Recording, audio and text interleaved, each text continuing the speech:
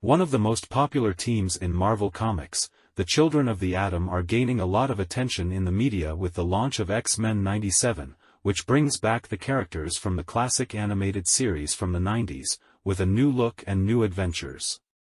Created in 1963, Mutants became one of the publisher's pinnacles, with narratives that involve the fight against humanity's prejudice and intolerance. In its more than 60 years, the X-Men have had hundreds of classic stories and sagas that have stuck in the imagination of fans and gained adaptations, both on TV and in cinemas. However, some very remarkable stories haven't had the chance to shine yet, and that's why, in this video, we've separated 8 important X-Men arcs and sagas that have never been adapted. Subscribe to the channel and like the video for more content like this. Take the opportunity to suggest the theme for the next video below in the comments. Second generation.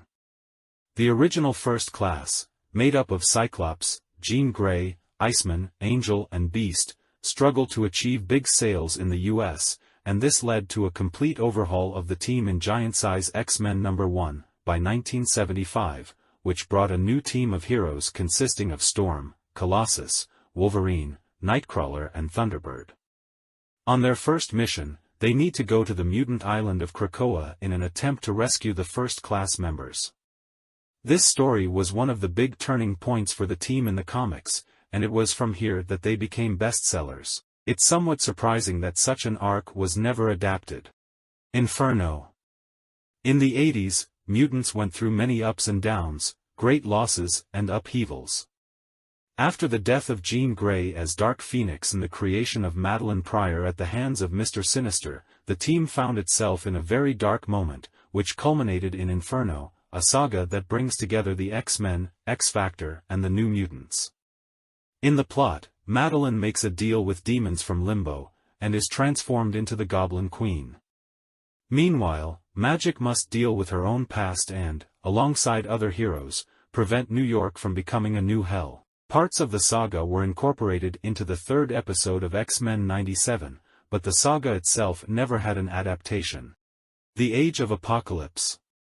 Although we have already seen Apocalypse in cinemas, in X-Men, the animated series and in X-Men, Evolution, his most famous saga has never had an adaptation outside of the comics.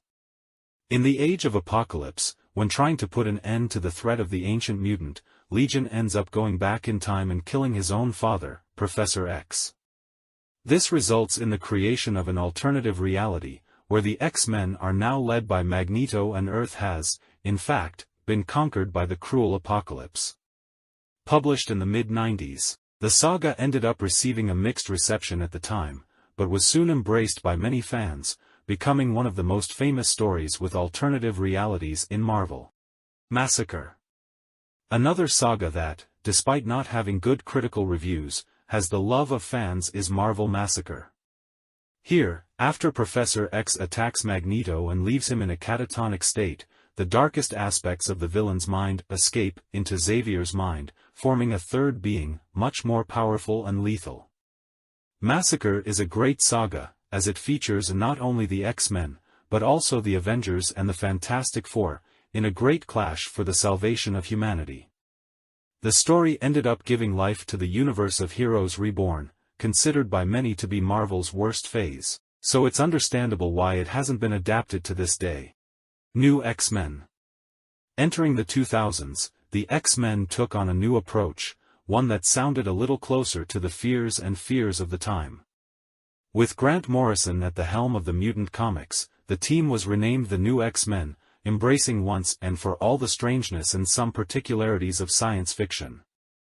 Starting with E for Extinction, which sees Cassandra Nova using Sentinels to promote genocide in Genosha, the title brought a series of changes to the mutant status quo, kicking up Cyclops and Emma Frost's relationship and a new purpose for Magneto. There are rumors that the second season of X-Men '97 will be an adaptation of this arc, but we'll have to wait and see.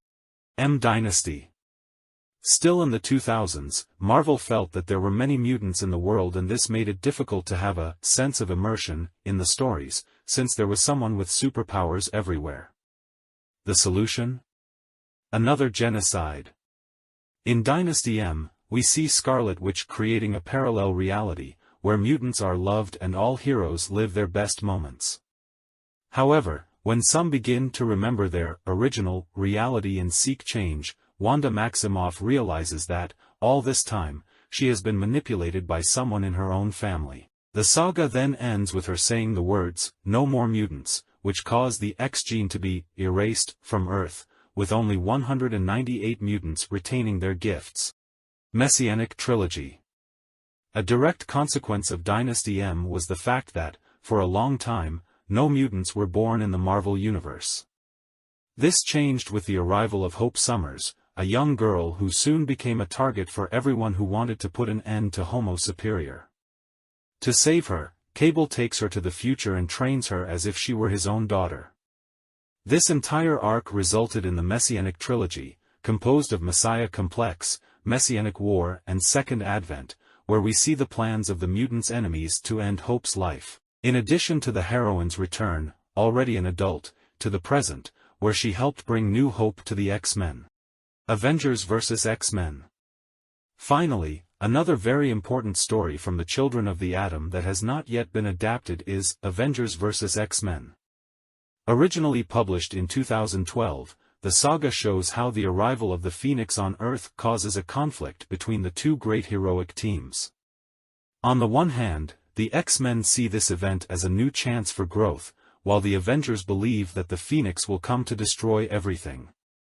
The story then focuses on the political clash between the two factions, with two leaders in the form of Cyclops and Captain America, and brought significant changes to the Marvel Universe.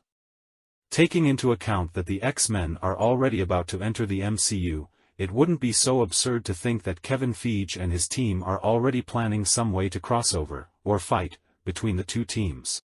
Subscribe to the channel and like the video for more content like this. Take the opportunity to suggest the theme for the next video below in the comments. See you in the next video.